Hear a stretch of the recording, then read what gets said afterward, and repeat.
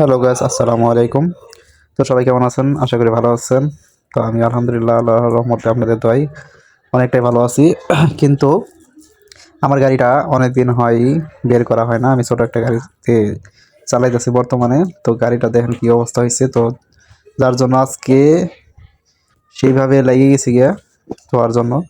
সার্ভিসিংয়ে ধুইতে গেলে দেখা গেছে অনেক সিরিয়াল, আবার ধুইতে গেলে দেখা গেছে ওনারা গাড়ি ধোয় ওইভাবে।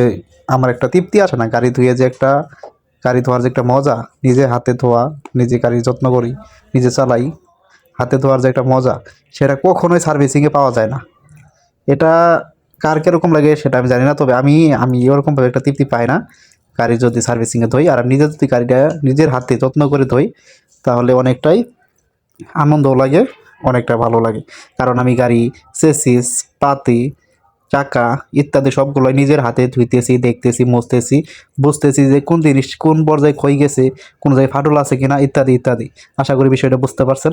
তো এইভাবে আজকে লাগছি ধুইতেছি, কারণ আজকে আবার আমার একটা রাত্রি ট্রিপ আছে। লং ট্রিপে যাব গাজীপুর থেকে শেরপুর। তো আজকে বৃহস্পতিবার, আজকে হচ্ছে 4 তারিখ, 4 ডিসেম্বর মাস, 4 ডিসেম্বর। তো আজকে আমি রাত্রে শেরপুর যাব। তো এর জন্য গাড়িটা সুন্দর মতো ধুইলাম। তো ধুইতে ধুইতে আস্তে আস্তে সন্ধ্যা হয়ে যাইতেছে।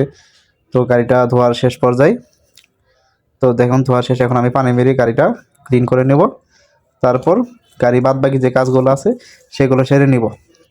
তো গাড়িটা ধোয়া শেষ হয়ে গেল। তো এখন বাকি আছিল গাড়ির কিছু লাইটিং। যেমন এখন বর্তমানে খুবই কুয়াশা, খুবই কুয়াশা। কুয়াশার কারণে এত পরিমাণ কুয়াশা, বিশ্বাস করবেন না। আমি আজকে রাত্রে যাওয়ার পর কালকে শুক্রবার সকালবেলা আমি একটা ব্লগ ভিডিও দিব। তো দেখেন কি পরিমাণ কুয়াশা রাস্তায় পড়ে। তো তার জন্য আমার কিছু গাড়িতে লাইটিং এর একটু প্রবলেম ছিল। তো এগুলা সব কিছু সন্ধ্যার পরে গাড়িটা ধোয়ার পরে কাজ করলাম, কাজ টাজ করে গাড়িটারি এখন ওকে, গাড়ি গ্রিজ করছি।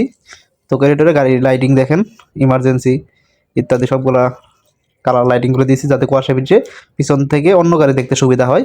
আর আমারও কিছু ফগ লাইট সামনে লাগিয়ে নিয়েছি যাতে আমারও সামনে দেখতে সুবিধা হয়। তো তার জন্য দেখুন গাড়ি কাজ টাজ কমপ্লিট করলাম, এখন চলে যাব একটু পর। ধন্যবাদ সবাইকে, আসসালামু আলাইকুম।